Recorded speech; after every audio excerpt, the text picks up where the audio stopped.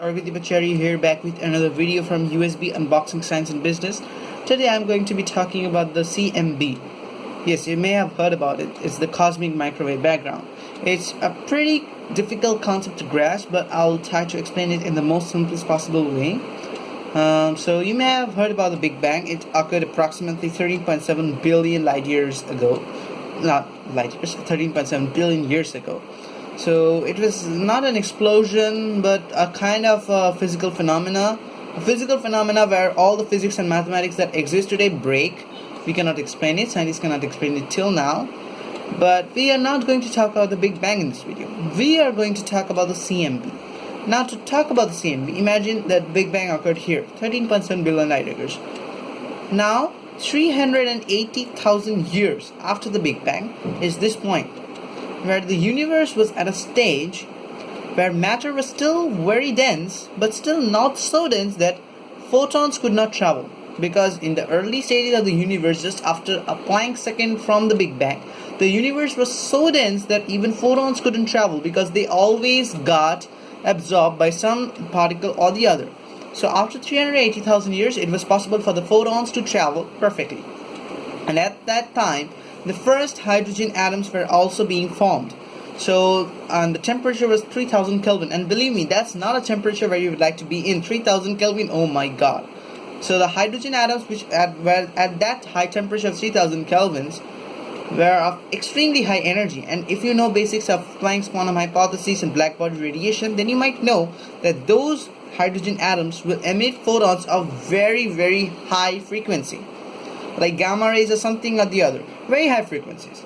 But what we are going to talk about is mind-blowing. Suppose at that universe there is a point A, which is the Earth.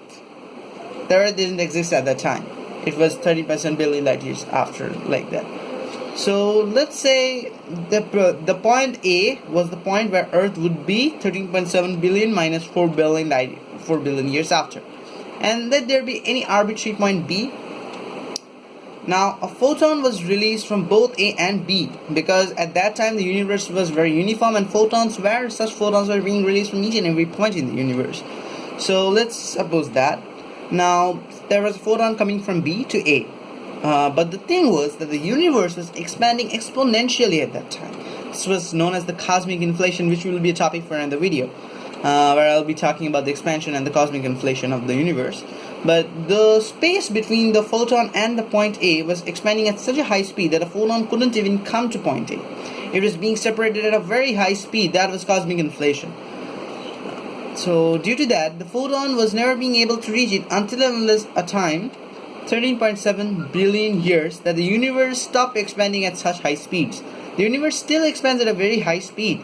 If two particles are 26 billion light years apart, the space between them expands at 2 times the speed of light, which I will discuss in a later video. But so if we consider that, the photon was never being able to come close to each other. Now I'm going to talk about something else to explain this. Have you ever heard of the word observable universe? It doesn't mean the universe. It actually means the limit up to which we can see the universe. And you may guessed it right, from the Earth, we can see the universe same in all the points. So it becomes a circle with the Earth at the center. That is not the center of the universe, but the Earth is the center of the observable universe. And the maximum distance up to which scientists can detect photons is 13.7 billion light years apart. So the radius of that observable universe is 13.7 billion light years apart. That's the maximum distance that we can see. So if a light originates from that point and comes to here, that literally means that the light has been traveling for 13.7 billion years. Close to 380,000 years will be subtracted from it, but that doesn't matter at all. So the light has been traveling for 13.7 billion years approximately. So now you may guess our right. Yes, that light was the point from B. The A and B distance has become 13.7 billion light years now because of the expansion. So the photon that has been coming from point B to A, you might have guessed that right. That will be that high frequency gamma ray or something, gamma photon or high frequency photon. So scientists must have been observing very high frequency photons coming from the end of the observable universe, from the circumference. But that is not actually the scenario. Scientists have been observing photons of very high wavelengths but very low frequencies. like microwaves, radio waves. But why is that? Remember, we said that the hydrogen atoms emitted very high frequency photons. So why is that happening?